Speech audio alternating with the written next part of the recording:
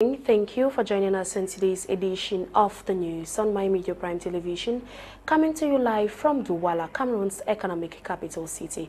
And for presentation, my name is Macdella, Eyong, Bisong.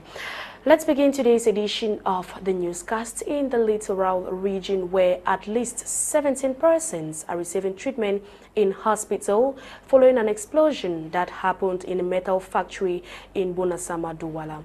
Littoral Governor Samuel Ivaha Dibuwa, who was at the scene, says necessary dispositions have been taken to ensure the injured are well taken care of. Quintofan with details.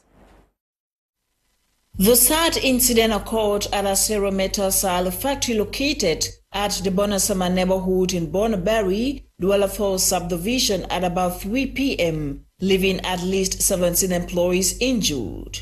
Informed of the unfortunate situation, some administrative authorities, led by the governor of the Littoral region, Samuel Ivaha Dibuwa, visited the scene to assess the level of human and material damage. According to the governor, the injured were immediately rushed to the Bonasama District Hospital, while 10 who were seriously injured were transferred to the Douala General Hospital. Un incendie vient d'avoir lieu en zone industrielle. A fire incident just occurred in an industrial zone, leaving 17 persons injured. We have evacuated 10 serious cases to the General Hospital, especially those with burns. D'intervention pour les cas des brûlés. A tour inside the factory indicates the level of destruction caused by the explosion, which resulted in the fire outbreak of Monday, March 20, 2023. At the scene of the incident, Governor Samuel Ivaha indicated necessary dispositions have been taken to ensure the injured are well taken care of. Though the cause of the fire is yet to be determined, material damage is said to be enormous. Meanwhile, investigation has been opened to determine the cause of the inferno. Affected persons of the recent flood in Boya are crying for help as much was lost due to the heavy downpour. Cleanup continued yesterday morning, as captured by our reporter Ewane out there in Boya. Sorting out what they can, the pain can still be felt here from these former shop owners. Water carried away all the goods, and this is a farming season. I've already stopped the place. I even carry some goods on credit that they brought on me on Friday. I have to sell and give money back. The water carried everything away. Presently, my wife is in the hospital, the regional hospital. So I am pleading for the government, individuals, pumping, energy, or anybody who can help. I left her in the shop. I said, let me go to the market. I came back. I met everything had collapsed. Neighbors are the ones who removed her from inside the water. All the books gone, machines gone, broken, just like that. Council workers and other volunteers have taken to the streets for cleaning, while some shop owners are still clearing out the remains of their belongings, stating that the cause of the flood was as a result of blocked gutters and construction on waterways. The mayor of Boya says the waterway has to be open or more havoc is underway. We are opening the waterway. Every house, every structure which is on the waterway will be brought down, unfortunately. But for the sake of the common good, we have to go down. This is just the beginning. We are doing this right down to Munya, and then we take the next waterway. So all waterways, all without exception, and without taking into consideration whatever quality of house or structure we find on the waterway. Alvin used to have a small shade at one corner of the road, but now everything was wiped away by the heavy rains. Authorities have promised that help is coming. The cleaning exercise and house demolition, the mayor says, will continue till the waterway is cleared. Over in the southwest region, thieves broke into the Limberwan Council in the early hours of Tuesday, March 21st, 2023, causing destruction of office equipment and several damages, and so investigations have been opened to find those behind the act. Our reporter Kuma Honori was there this morning and then filed in the following report. The management, staff and councillors of Limbe 1 Council woke up this Tuesday, March 21st, to have noticed that the council was attacked by men of the underworld. Eyewitness accounts have it that the thieves were heavily armed as they surrendered the night watchman, tied his legs and hands, confiscated his whistle and phone. The thieves then break into 21 offices, opening the drawers, scattered documents on the floor, collected money and other valuables. I was called by the security at 6 a.m. and immediately I alerted the security and the administration, and all of us met here at that 6 a.m. and we saw all the offices open. They broke into 21 offices at the council. So for now, that is all I can say. It was at the mercy of the gateman who, upon arrival at his job site this morning, noticed that the night watchman's hands and legs were tied. He quickly untied the night watchman and informed the mayor, who immediately informed the law enforcement officers and the FACO administration. That is at the level of the security. The night watchman is at the police giving his statement. So I cannot say anything on his behalf. I just know that I was called in the morning by the security who came to take over at 6 a.m. And immediately I alerted the security and the administration. So they are doing their work. By press time, the FACO administration, represented by the second assistant senior divisional officer, accompanied by the first assistant commissioner for the central police station, were at the scene to see for themselves the destruction caused by the thieves. Unlike the mayor said in her interview, investigations have been launched to arrest the thieves. Some alleged highway bandits suspected to be those behind the Douala-Yaoundé highway attack have been arrested. This was carried out by some police officers who caught them red-handed trying to carry out another attack yesterday, March 20, 2023. Details with Kataraini Kongwe.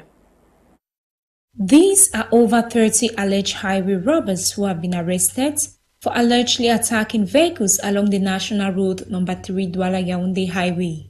They were arrested by security officials on Monday, March 20, 2023, after they fell into police dragnets along the Ideya-Puma stretch of the road. The operation to fish out the alleged criminals was initiated immediately after security meetings were held in Puma, which had in attendance the Minister of Territorial Administration, Paula Tanganji, and the governors of the Littoral and Central region. Recall Territorial Administration Minister had earlier announced the arrest of 10 persons to add to the 4 other arrests that were announced by Dieudonné Ivaha Dubois during a press conference. During the conference, the Littoral governor stated that authorities were making every effort to identify the perpetrators and keep security in place along Cameroon's busiest road stretch. It should be recalled here that on the evening of March 12, 2023, stone attacks took place between Dibamba and Puma, which smashed windscreens of some interurban transport agencies by suspected highway robbers who used rocks and other objects to attack and rob passengers. Transport Minister and administrative authorities took action to calm drivers, promising to trace the culprits. My Media Prime Television has taken interest on the Chang-Menji Road, which has recorded a good number of separatist attacks resulting to many deaths. Cedrick Jato braved the road of the Libya-Lem division and brought us back for the news.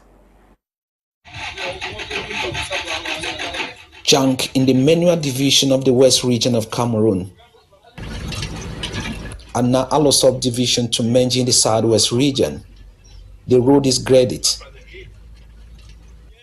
and cattle could also be seen on this hillside of Libya-Lem once more. Yes. I have got a stick out for up.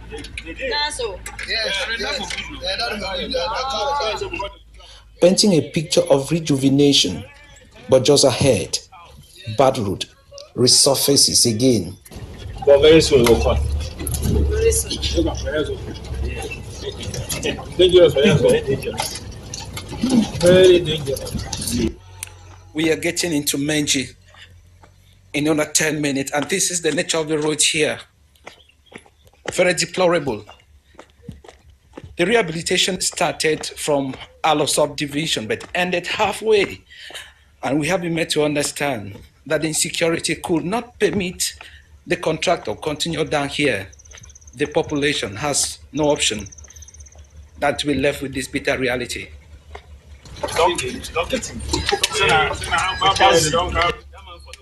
And some voices in this car are accusing their elite, the sons and daughters of the BLM division who are in authority, for being biased. Okay, we don't answer. Say the one thing that one way pass that through. Moving further, one is faced with two extreme situations: the bad route on the one hand and the insecurity on the other. No be temper. That was a also. No also. Naruno go pass.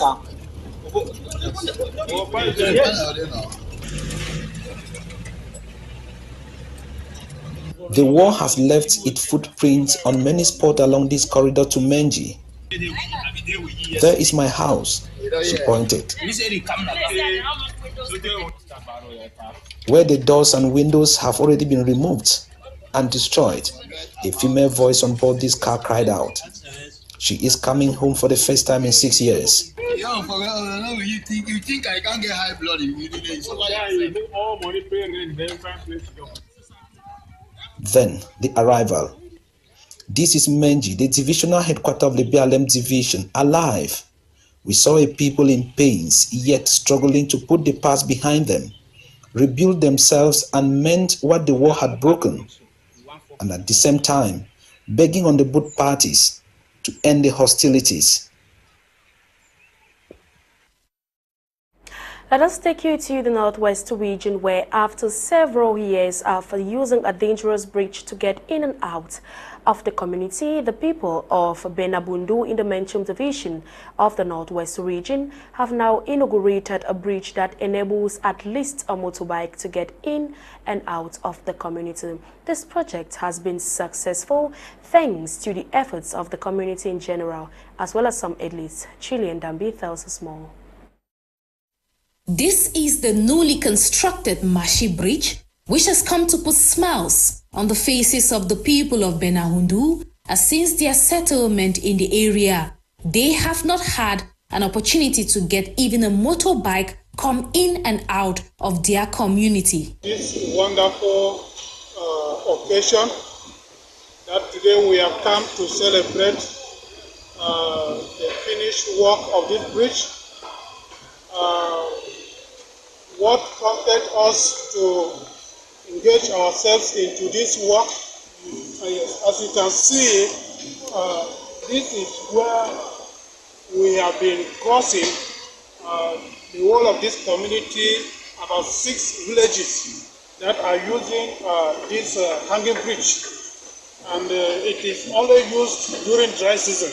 So during rain season, water will carry away these blocks of wood, and there will be no possibility for people to cross.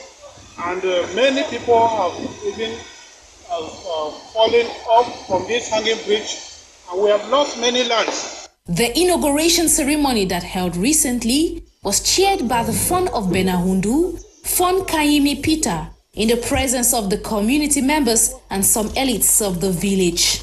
The people of Benahundu did not forget to thank God for this great achievement in their land, while also appreciating the efforts of the community volunteers, including women of the project. Pray for those ladies who transported cement on their backs in their local baskets to this place. We pray for God's blessing abundantly on these ladies in Jesus' name. Amen. According to Pastor Wambong Julius, who has been the main architect of the project, the former bridge has caused untold pain to the people of Benahundu, as many have died while trying to cross to other villages or to get medical attention. We discover as a community, we say let's do something that can help people to even cross using a bike, because if somebody wants to cross here or things have to leave this community to the market, they use only their physical force, they carry it on their head. The new Benahundu Mashi Bridge was constructed thanks to the collaboration of the people, who are now also encouraged to jealously maintain it. In the meantime, an electronic vehicle has been invented by a 29-year-old Cameroonian here in Cameroon's economic capital city, Douala. In the upcoming report, Nolinga paints a picture of this while telling us that lately many other Cameroonian youths have been this creative with little or no government subventions offered them for a global recognition.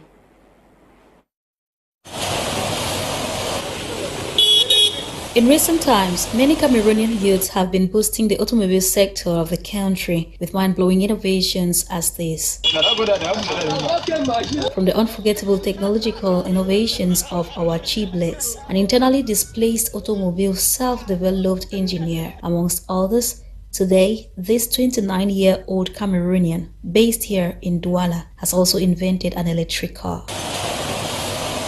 After several years of research and creativity, Nolinga is proud to have finally realized this three-wheeled electric car. It took me 2 years of training as well as another 1 year to train my team, and then together we used 1 month to assemble the car into what you are seeing today. Given it included several professionals to mount up the car, we had a welder and an electrician amongst other experts.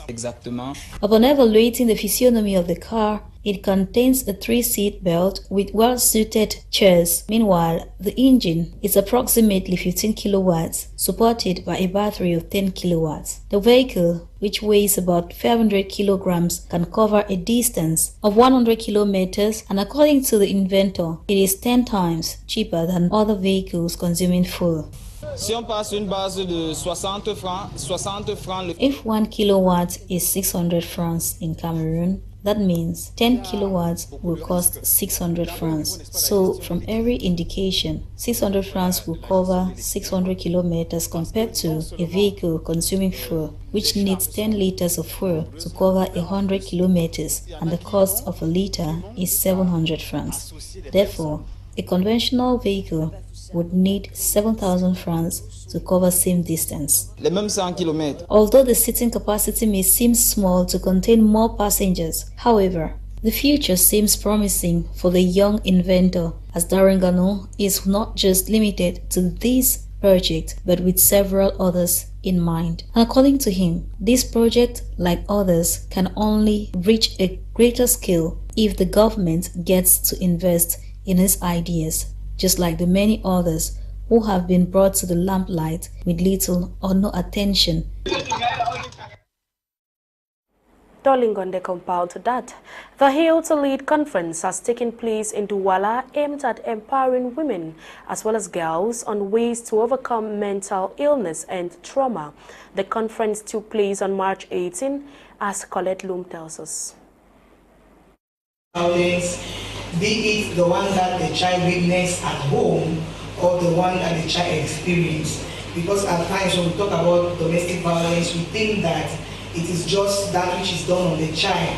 But when a child watches violence between the father and the mother, it is said that it affects the child at the same level as if the violence was being done on the child. This is how it wrote in Hail to Lead conference, aimed at empowering women in all its spheres, especially in the domain of mental wellness. During the event, an enticing debate graced the day, dished out by the founder and fascinator of this life-changing initiative in the lives of women. Society will demand them to dress in a particular way, and that puts a lot of pressure on them, which leads to mental disorders. Discrimination.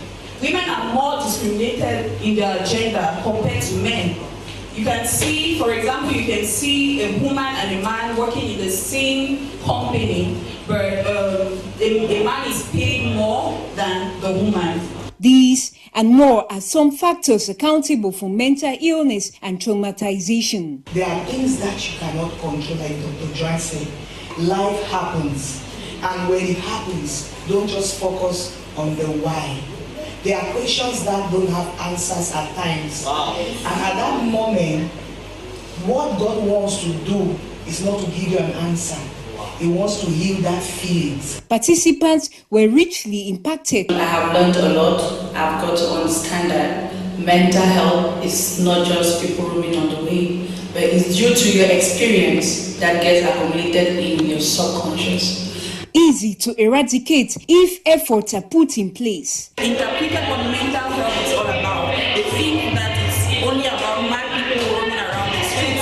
They don't know that these disorders are moving with us daily as we go on our activities. An initiative worth emulating. He to lead a movement is a platform which is passionate about sensitizing, identifying, and empowering those who have been impacted by trauma and accompanying them in their healing process. Hoping women learn from such initiative that saw the launch of this mind-blowing vision.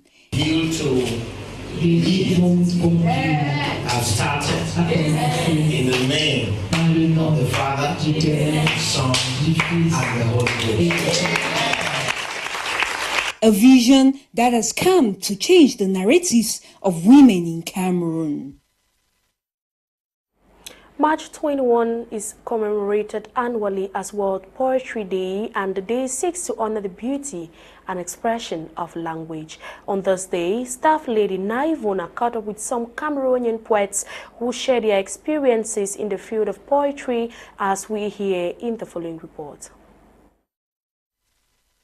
The 2023 edition of World Poetry Day is commemorated under the theme, Always Be a Poet Even in Prose. The history of the day can be dated back to 1999, when UNESCO, during its 30th General Conference, suggested and established March 21 as World Poetry Day to promote poetry appreciation around the globe and encourage poetic expressions. Various forms of poetry has evolved over time and followed fashions such as spoken words, sonnet, and rap lyrics. According to some Cameroonian poets and spoken word artists, it's been an interesting ride in the field of poetry and a source of inspiration. I've been doing spoken word even before I learned of the word spoken word.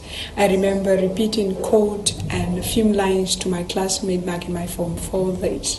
That was for me a spacious source of inspiration, and even today, every word, every side, every event brings to me some kind of inspiration. I did my first stage performance in 2015 in Black Swagger Poetry Slam organized by La Liberté Art Group. And being 2023, it's been 8 years since I started practicing performance poetry, since I started doing poetry performances on stage. To these poets, they use poetry to motivate and impact the community. I decided to get into poetry so that I can be able to motivate, inform, and inspire the young ones to be, do, and have more, and make more meaning and more money out of their lives. Despite its aging nature, poetry cannot be undermined in contemporary society. Very, very important aspect even in contemporary society, because poetry can be used as a tool for healing. We are now in a world at the moment in which there are so many conflicts happening around the world. We have the crisis in Cameroon, in Sudan, in Ukraine. There are a lot of wars and conflicts going on. But with poetry, individuals can use this tool as a means of seeking healing, deep healing within themselves. That's why I feel that despite its aging nature, poetry still has a very critical and crucial stance in the current world. The 2023 edition of World Poetry Day in Cameroon will be marked by diverse activities, both online and offline. Today at 8 p.m. we'll be having an online poetry show that is going to bring together a cross-section of English-speaking poets in Cameroon. We're going to have the show online on Facebook, and tomorrow in Boya there will be an open mic poetry reading with Nyaga Sandy and Pen Boy and a couple of poets that will be at the Open Commons in the University of Bamenda. Poetry evokes thoughts from deep within, and even the most simple poems can spark conversations than any other genre of literature. Poetry can be written, thought, and read, and can as well be combined with other forms of expressions like music and art, just to name a few. The world commemorates World Down Syndrome Day every March 21 as well.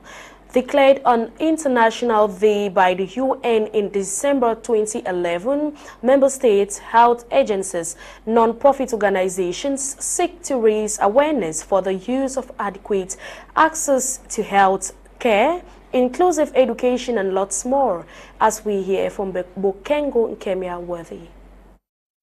Being a genetic disorder born by abnormal genetic cell division, Down syndrome is a congenital condition acclaimed to be the most common chromosomal abnormality, characterized by many different distinctive physical features, including a flat skull, large tongue, short stature, slanting almond-shaped eyes, short neck, small ears, an out-sticking tongue, tiny white spots on the iris, small hands and feet, poor muscle tone, loose joints, limited intellectual, social and practical abilities, and more. The lifelong health condition has three types, namely translocation Down syndrome, mosaic Down syndrome, and trisomy 21, which affects about 95% of its sufferers, though the exact cause is said to be unknown by experts.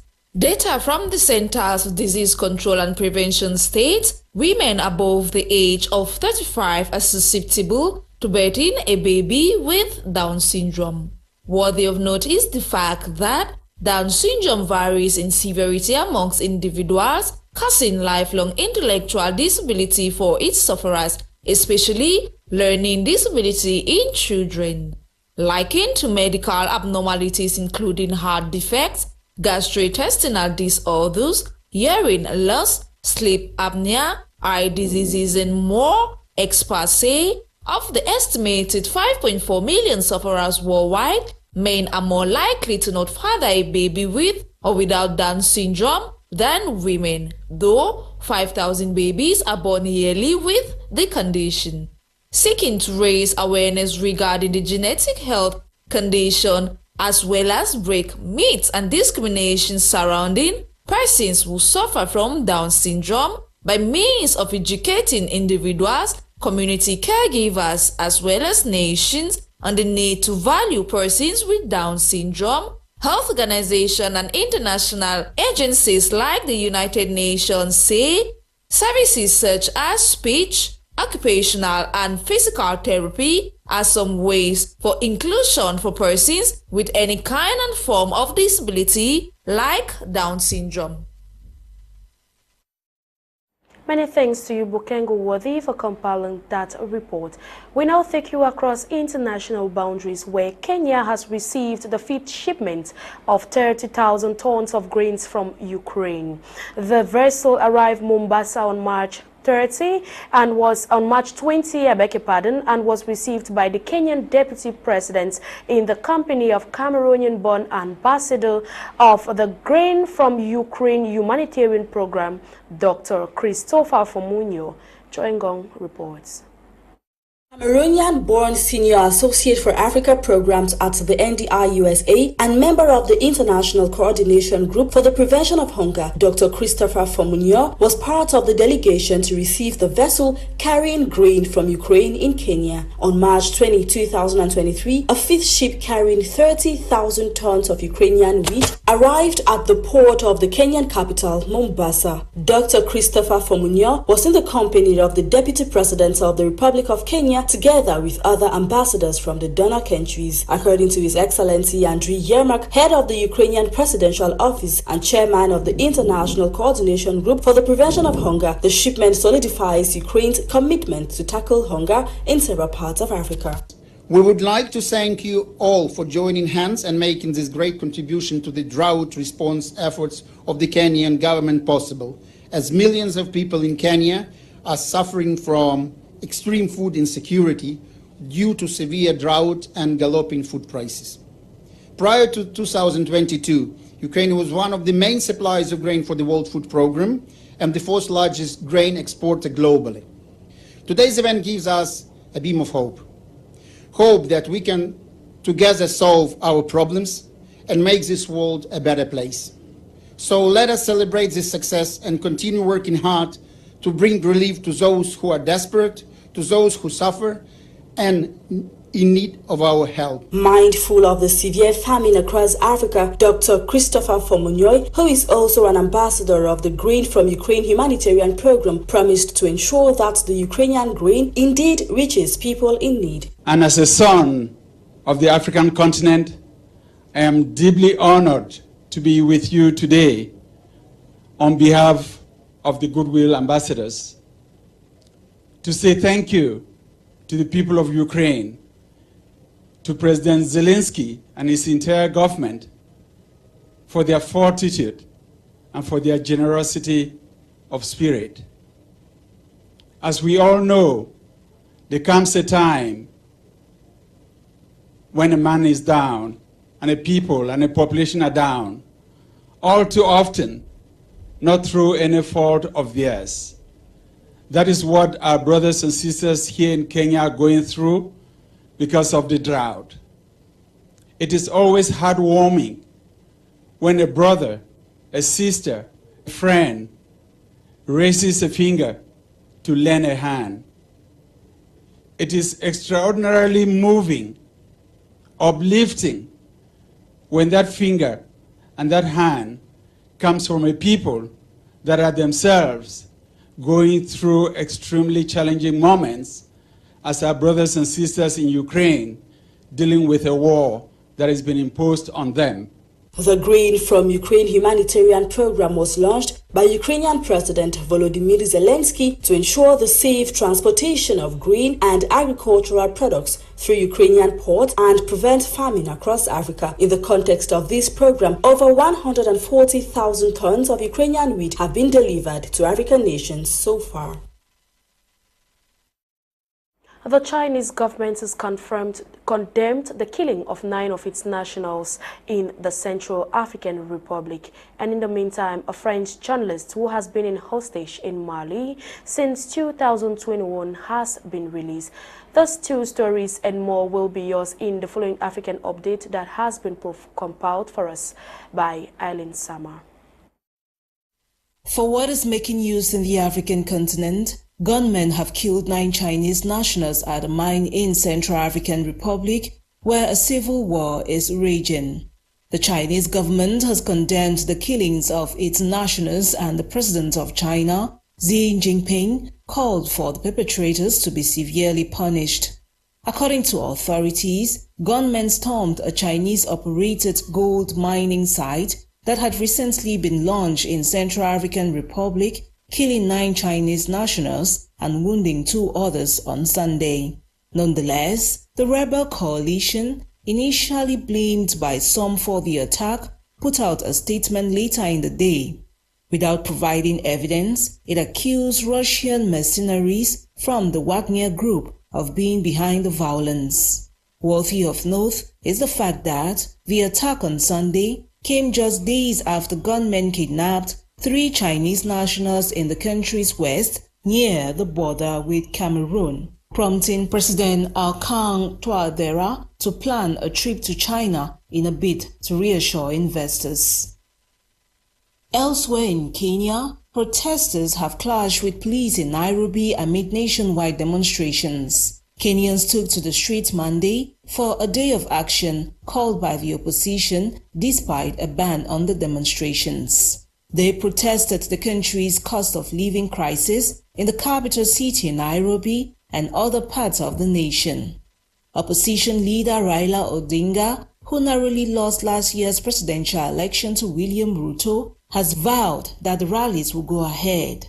On Sunday, March 19, he told his supporters that he wants Kenyans to come out in large numbers and show the displeasure of what is happening in their country. He also insisted that protests would proceed as planned and demonstrators would march to State House the official residence of the president.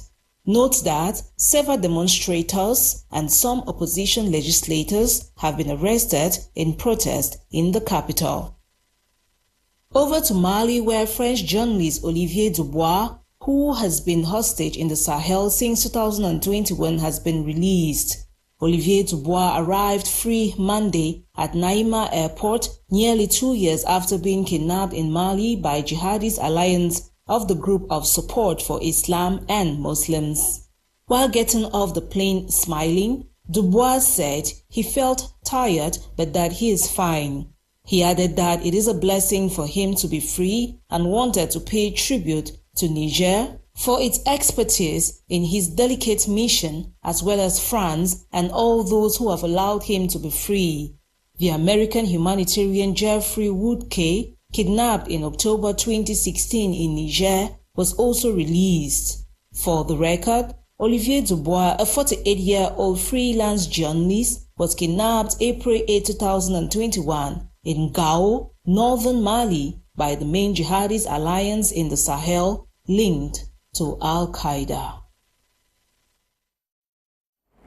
And in sports, considering the fact that 4 main Lions will be absent from the AFCON qualifier games against Namibia, coach Bisong has reinforced his team with 2 prolific home-based players from Canon Sportif of Yaoundé and PWD of Bamenda, respectively, in the presence of Emmanuel Mahop and Eta Thomas Bawak. Just this morning, Carl Toko Ekambi has been declared unfit to take part in Cameroon's double-header confrontation against Namibia, and so Vincent Abubakar, Eric Maxim Choupo-Moting, Fai Collins, as well as Carl Toko Ekambi will miss Cameroon's game against Namibia. Details of this and more in the following report.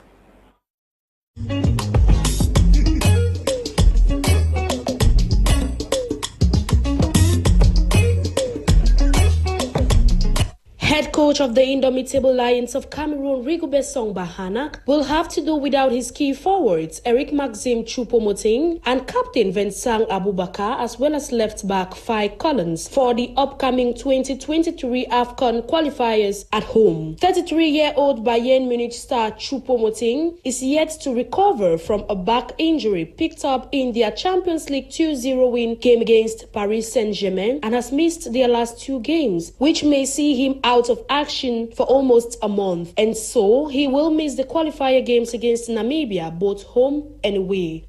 Fai Collins has also been reported injured and unfit for the clash at home, causing his immediate replacement. Meanwhile, Vincent Abubakar's case is no surprise since he is supposed to serve 1-match suspension for picking up a red card in the last group stage game of the 2022 FIFA World Cup in Qatar against Brazil, when he scored the lone winning goal and then took off his shirt in jubilation when he had already been booked earlier on. However, Bisong has called as backup the current top goal scorer of the ongoing MTN Elite 1 Championship, Emmanuel Mahop, from Canon Sportif of Yaoundé, to replace Choupo-Moting, and PWD of Bamenda's left-back Eta Bawak Thomas as replacement for Fai Collins. Emmanuel Mahop, before chosen, scored a brace in Canon's 2-0 win over Renaissance on Sunday before the watchful eyes of Bisong and other national team staff at the Olympia Next Stadium in Yaoundé. Mahop has scored 10 goals in 14 matches so far this season. Worthy of note is the fact that Mahop is a former goalkeeper turned striker who decided to swap his gloves for the center-forward shirt, and his case is a perfect example which illustrates that swapping positions on a football pitch is possible and can become successful at it. Cameroon will host Namibia at the Amadou Ahidjo Stadium on Friday, March 24, and then travel to face the latter on March 28 in the reversed fixtures.